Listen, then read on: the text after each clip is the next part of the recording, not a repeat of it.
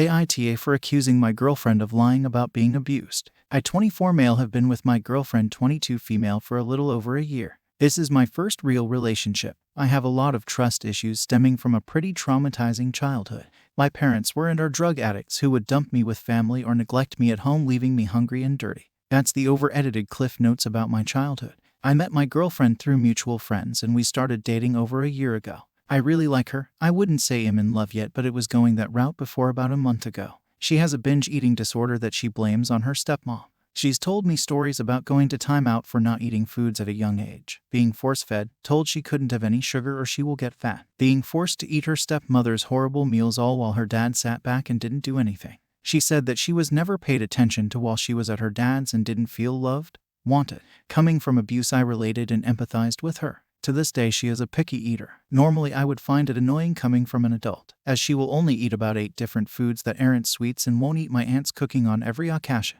But with her eating disorder history, I understood and would defend her to my aunts when they would complain to me about it. Fast forward to Thanksgiving. My girlfriend said her dad invited us for the holiday. To this point, she only said horrible things about her dad's place, especially surrounding meal times, and this was Thanksgiving. But she wanted to go, and with her refusing to eat my aunt's cooking, I said sure, let's go. I was nervous to meet her dad because what guy isn't? But I was especially nervous to meet the stepmom. She sounded horrible and I was worried this would trigger something from my girlfriend. When we get to the house, it's beautiful. She made it sound like they lived in a mess. This was the same childhood home and it was large, on a huge piece of property with beautiful landscaping and an RV garage. Both parents were warm and welcoming. It didn't seem fake at all either. Stepmom and girlfriend hugged lovingly and the stepmom told her how excited she was to see us. We hung out all day and it seemed normal. I was so confused. The stepmom pulls out a stack of photo albums and I thought they'd be of all the kids. No, there were 15 photo albums of pictures of just my girlfriend from each year of her childhood that her stepmom made every Christmas. My girlfriend excitedly wanted to go through each one. Yikes. But I learned that the house was clean. She was never in the same outfit twice. Her room was decorated nice. She had a lot of fun experiences. Tons of pics of her baking with her stepmom. I know pictures can be deceiving, but 15 years worth of pictures. The Christmas tree was up and the stepmom tells my girlfriend she saved her ornaments for her to put up. My girlfriend squeals with excitement and shows me ornaments gifted to her each year with notes on the back all about her personality that year, her accomplishments, likes, all in her stepmom's handwriting. Honestly, one of the more thoughtful things I've ever seen. What evil stepmom does such thoughtful things for a stepkid that she hates and tortures? Then mealtime comes. The spread was unreal. Even my aunts, who usually have tons of help in the kitchen, didn't hold a candle to this lady who did it all alone. Everything made from scratch. Turkey, ham, mashed potatoes, gravy, sweet potato casserole, green bean casserole, gumbo, salad, fruit salad, homemade rolls, 2 different kinds of pie and a cake. She also made tamales to take home. I grew up hungry and this would have been my dream as a child. Everything was freaking delicious. I look over at my girlfriend and she puts sweet potatoes on her plate. That's it, and she's pushing it around. The stepmom smiles sadly and asks if she wants her to make a grilled cheese. Girlfriend says rudely, I'm not sure why you didn't just make one before everyone sat down. Y'all, this lady got up from her Thanksgiving meal and went to make my 22-year-old girlfriend a freaking grilled cheese sandwich. I feel like I instantly lost all attraction for her in that moment. I felt like she hadn't been honest with me about her childhood. Since then I have slowed down on hanging out, going on dates, affection, etc. She wanted to know what was wrong, so I told her. She did not take it well at all. She screamed at me, telling me I had no idea what her childhood was like from pictures, and how dare I say she was lying, which I said she might have over-exaggerated.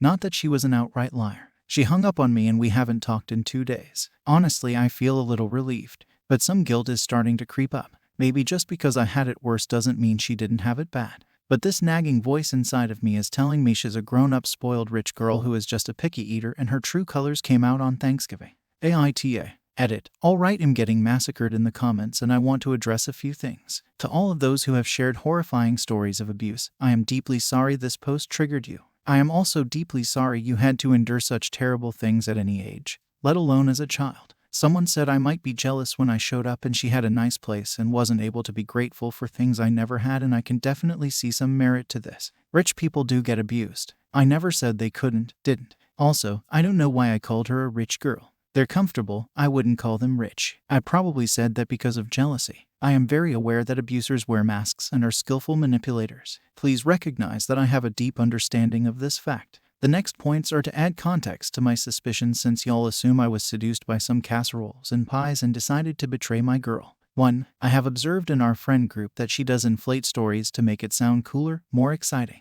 A specific example was literally last week. We had gone to indoor skydiving, and when retelling the story she said she did like 4 front flips and a backflip, and the instructor said she was a badass when what really happened was she got stuck in a loop and couldn't stop. Then later on the instructor did an assisted backflip and was being generally encouraging. This is just one example and a petty one. I see this with her all the time. 2. She told me how filthy, disgusting, and small her dad's home was. She is a neat freak. She gets really upset with any clutter at all and she mops her floors every day. Like boils several pots of water and mops her floors. I used to think that her dad's house had to have been horrible and this was her trauma response to living in filth. When looking at the pictures, there were many candid pics of their normal-looking clean home. You cannot tell me that her stepmom was so manipulative as to clean a filthy home spotless just to take many candid photos in multiple rooms of the house for some photo albums so she could fool people. Also regarding my girlfriend's comments that the home was small, it's probably about 32 square feet. That's not small to me. Her mom is a nurse practitioner who runs her own practice and lives in a literal mansion.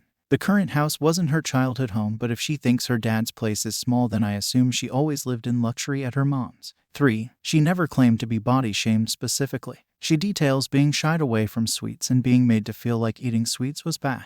She says this is why she will eat an entire box of Oreos in one sitting. The most concerning claim she ever made to me was being force-fed. When looking back on that conversation, it sounded like she was being spoon-fed at dinner she didn't like at an older age like 4th grade, but it's hard to tell because go to point number 4. 4. She is always very vague about the abuse she endured. She never has specific details or recalls specific memories, which I realize can be a trauma response. Yet she wants to talk about it all the time. I despise discussing my childhood trauma. I wish I could stop dreaming about it. 5. She has displayed picky behaviors in other areas and is unapologetic about it. She does not give a ass whose feelings she hurts. She laughs about it in private, like being picky is a cute quirk. She only wants to eat things that contain chocolate. It's literally an addiction. She won't eat anything with any nutritional value all day. Eat 5 packs of mini chocolate muffins, then complain of a headache. She definitely has an eating disorder, which I do feel bad for her. She suffers with it and I really hate it for her. But the way she acts like everyone, including my family, needs to cater to her pickiness is just not in line with someone who was abused over food. 6. She did not even discuss what happened on the way home.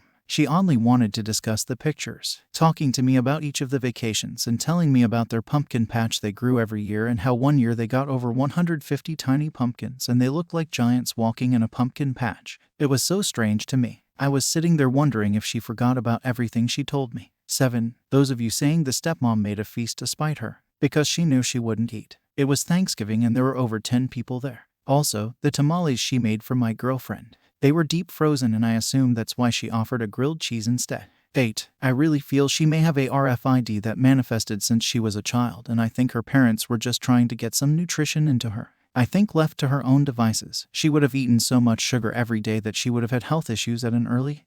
There are so many other things I could say, but you just can't fit it all in one place. I'd be shocked if anyone even reads half of this. But I agree with the many people saying we should part ways. Either she is lying, and that's F up, or she's not lying. But I don't empathize the way I should and her trauma triggers mine because I have food insecurity and her problem was having to eat chicken and rice when she didn't like the texture. There I go again. Not a healthy thing at all for either of us. I just want to be happy and leave all the crap behind.